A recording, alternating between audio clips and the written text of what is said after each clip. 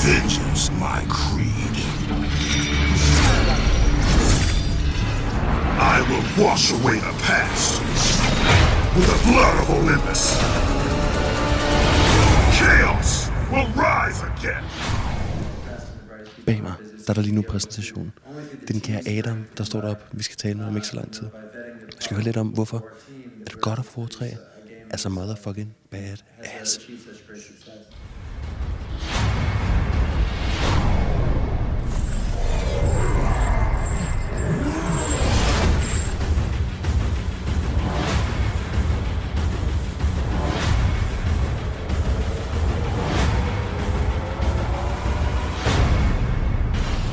How do you make a hack and slash game and not make it monotonous?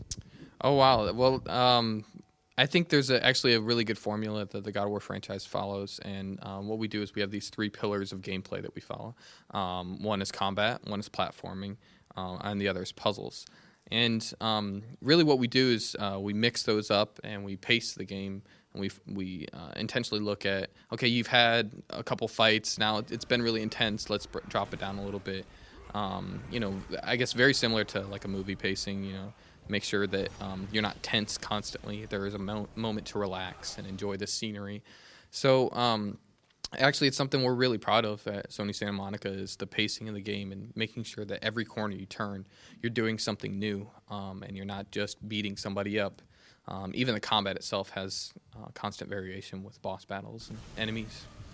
The game is really, really violent, which is lovely.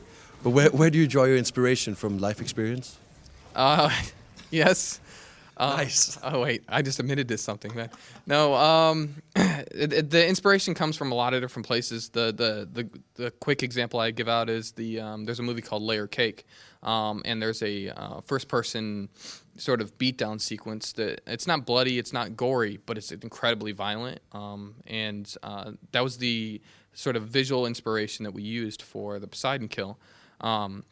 But yeah, we draw inspiration from all kinds of movies and games and, I don't know, random thoughts during the day, but... Dreams, like, hey guys, I had this awesome dream, rip the head off some guy.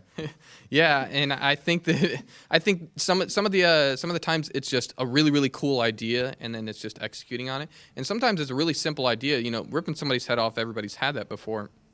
But our animation team are the ones that really execute on that and bring those things to a whole nother level of beauty and violent beauty. Violent beauty of the artists add like the stretching of the neck, the flesh ripping off, and the guys like panicking around, looking around. So it's definitely a team effort. So in the game, not revealing that much, but it may seem like that we might see Kratos again at some point. What will it be? A flashback in time and play as Kratos, the badass baby? Well, I think we actually tried very hard to make sure that this is the end of the trilogy. This is the end of Kratos' story, and we're wrapping up everything. We're not leaving like all these loose ends. Like God of War 2 was such a cliffhanger. You're like I want God of War 3. I want it to come out. So you waited 3 years just to. Yeah, it took 3 years to make those Titans. They were incredibly complex. So, who knows what's going to happen in the future, but it's not going to be God of War 4. It's not going to be a continuation. I think the team's really excited about sort of expanding our horizons and sort of reinventing ourselves and what the team can accomplish. So, God of War, the movie. Yeah, apparently it's been on and off. I don't know I heard Brett Ratner at one point, and I think it's a perfect franchise for summer blockbuster movie. Nice. So, okay, before we end, give us a real secret about Kratos' future. About Kratos past God of War 3? No, yeah, what's going to happen now? Give us a secret that you won't tell anyone else in the world. A secret.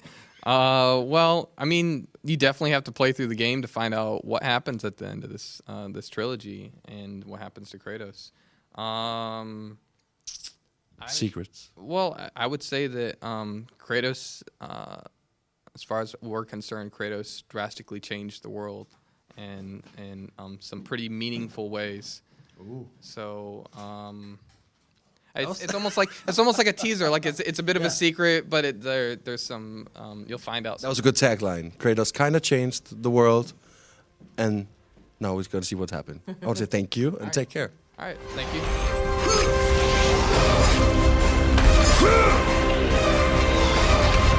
you.